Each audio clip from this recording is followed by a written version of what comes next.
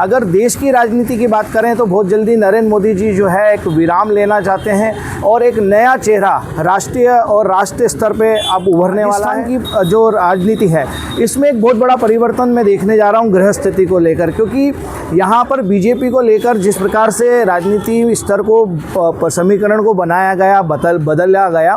लेकिन अब यहाँ पर एक ऐसा युवा चेहरा है जो शायद तक बहुत जल्दी एक परिवर्तन की तरफ जाएंगे और एक बहुत नया इतिहास रचने वाली स्थिति में हमारे मोदी जी जो है वो अब कुछ ना कुछ विराम लेने जा रहे हैं। और ये ज्योतिष कार्यक्रम जो है इसका मुख्य उद्देश्य है ज्योतिष जगत को और ज्योतिष को जगत में फैलाना। ज्योतिष एक ऐसी विद्या है जिसके माध्यम से पूर्वाभास और पूर्व होने वाली घटनाओं को हम पूर्व से जान लेते हैं और इस विद्या के माध्यम से हम जन कल्याण का बहुत बड़ा स्रोत हम बढ़ाने के लिए प्रयासरत हैं। इससे जुड़े हुए कई विषय हैं और जैसे हमारी प्रकृति है या हमारे सामाजिक स्तर है और हमारी राजनीति है, सभी इसी से प्रभावित होती है। मानव का पूरा जीवन इस विद्या से प्रभावित होता है और ग्रहों से प्रभावित है। कभी कुछ अच्छे ग्रह होते हैं जिससे बहुत अच्छे लाभ मिलते हैं और कुछ ग्रहों दोष ऐसे होते हैं जिनके कारण बहुत सारी समस्याएं उत्पन्न हो जाती है और इससे प्रभावित मानव जीवन भी होता है, प्रकृति भी होती है, राजनीति के स्तर भी होते हैं। यह आपने जो प्रश्न पूछा है कि राजनीति क्या है, राजनीति की स्तर जो है कुछ प्रदेशों में अलग अलग रहती है, कुछ राज्यों में अलग रहती हैं और कुछ देश में अलग रहती है। देखिए, जैसलमेर बाड़मेर से तो मैं अभी अनुभव नहीं रखता क्योंकि मैं उज्जैन का हूँ और यहाँ पर आया हूँ इस ज्योतिष सम्मेलन में सहभागिता लेने और यहाँ पर मेरा पहली बार आना हुआ है। जैसलमेर बहुत प्यारी भूमि है, बहुत अच्छी स्वर्ण भूमि है। मैं आकर यहाँ पे बहुत कृतार्थ महसूस कर रहा हूँ, स्वयं को गौरवान्वित महसूस कर रहा हूँ। तो राजनीति को लेकर किसी एक पृष्ठभूमि या किसी एक क्षेत्र को लेकर मैं इस बारे में नहीं बता पाऊंगा, क्योंकि अगर देश की राजनीति की बात करें तो बहुत जल्दी नरेंद्र मोदी जी जो है एक विराम लेना चाहते हैं और एक नया चेहरा राष्ट्रीय और राष्ट्रीय स्तर पे अब उभरने वाला है और उसके पीछे देश जाने वाला, राजनीति जाने वाली है और एक नया समीकरण राजनीति का तैयार होने वाला है। रही बात प्रदेश की, अगर बात करूँ तो राजस्थान की जो राजनीति है इसमें एक बहुत बड़ा परिवर्तन मैं देखने जा रहा हूँ गृह स्थिति को लेकर, क्योंकि यहाँ पर बीजेपी को लेकर जिस प्रकार से राजनीति स्तर को समीकरण को बनाया गया, बदला गया, लेकिन अब यहाँ पर एक ऐसा युवा चेहरा है जो शायद तक बहुत जल्दी एक परिवर्तन की तरफ जाएंगे और एक बहुत नया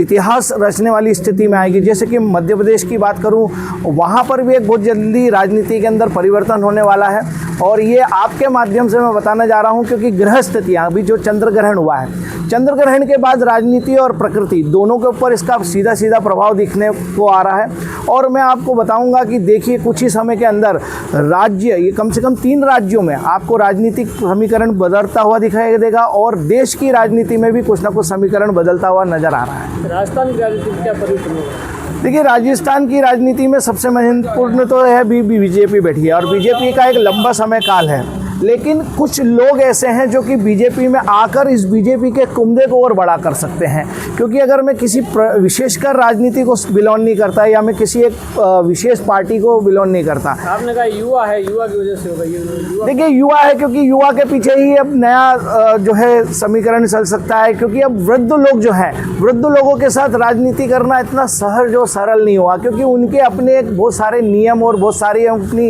एक वो रहती है। तो उस सब चीज़ों को लेकर, उन सब परंपराओं को लेकर हर कोई इतना सहज नहीं हो पाता, लेकिन युवा के साथ, जोश के साथ में आगे बढ़ना चाहता है और कुछ न कुछ राजनीति में हमेशा दलपति युवा रहता है तो सेना भी बहुत अच्छी जोश के साथ विजेता प्राप्त करती है। उसी प्रकार से अगर बात करूं तो यहाँ पर भी युवा नेता की आवश्यकता है। बहुत सारे ऐसे युवा नेता, बहुत ऐसे अच्छे चेहरे हैं राजनीति में यहाँ पर राजस्थान की राजनीति में, तो निश्चित रूप से मैं समझता हूँ कि यहाँ एक अच्छा परिवर्तन की आवश्यकता है और एक मजबूत राज्य की स्थिति बनाने के लिए 2-3 प्रदेश अग्रसर होने जा रहे हैं। राजनीति के समीकरण में परिवर्तन होने जा रहा है और देश की राजनीति में हमारे मोदी जी जो है वो अब कुछ ना कुछ विराम लेने जा रहे हैं और बहुत जल्दी उनके ग्रह स्थिति ऐसी हो रही है। क्या लगता है 2028 में मोदी जी वापस आएंगे या कुछ किसी और चेहरे को आगे लाएंगे? देखिए, मोदी जी का ये अंतिम समय काल है राजनीति के इतने शीर्ष पद पर, इतने बड़े शीर्ष पद पर और किसी की स्थिति नहीं नजर आती है। लेकिन मोदी जी अपनी जो विरासत है या मोदी जी की जो अपनी विचारधारा है वो निश्चित रूप से आने वाले कल में वो किसी और को अपनी विचारधारा और अपनी जो है गादी या समझ लीजिए जो भी है उसको वो सौंप देंगे और बड़े आराम से अपने जीवन काल को अपने सहजता से अपने जीवन काल को निभाएंगे और वो दिशा निर्देश देते रहेंगे उनके बताए हुए नियमों के अनुसार या उनके बताए हुए जो अनुशासन है पार्टी के अनुशासन है उनको निर्वाह करते हुए आगे के लोग बढ़ते जाएंगे और अपना एक स्थिरता देश की राजनीति में, यानी मैं आपको बताऊं 2000 लगभग आप तो 28 की बात कर रहे हैं लेकिन 2032-33 तक मैं समझता हूं कि भारतीय जनता पार्टी से श्रेष्ठ और बड़ी पार्टी अभी भारत में कोई नज़र नहीं आ रही है। ये ज्योतिष गणना है, मैं ज्योतिष गणना के आधार पर बोल रहा हूँ, ग्रह स्थिति के आधार पर बोल रहा हूँ, मुझे किसी व्यक्तिगत राजनीति राजस्थान में क्या लगता है?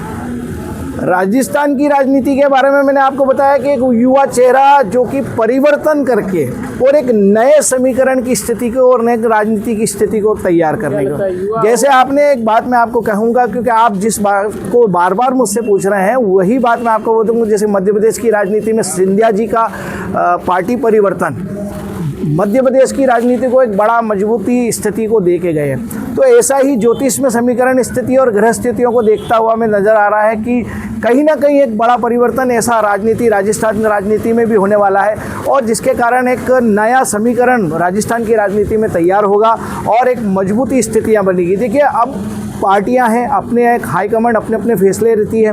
हम लोग ज्योतिष है, हम हमारे हिसाब से और ग्रहों के हिसाब से हमारे गणना करते रहते हैं, ग्रह गोचरों के अनुसार ग्रह अवस्था के अनुसार गणना करते रहते हैं। हमें व्यक्तिगत किसी की कुंडली या किसी के विषय में हम लोग शोध करते नहीं हैं। अगर हमारे पास कोई अगर कुंडली लेके आता है या कोई हमें दें या कोई हमें कहें कि हमको विशेषकर इस विषयों के ऊपर बैठकर डिबेट करना है या बड़े स्तर पर कोई कार्यक्रम आयोजित होता है तो निश्चित रूप से हम उसके अंदर उनकी पत्रिकाओं पर विश्लेषण करके आगे बढ़ेंगे और उसके ऊपर जवाब देने के लिए सहज रहेंगे।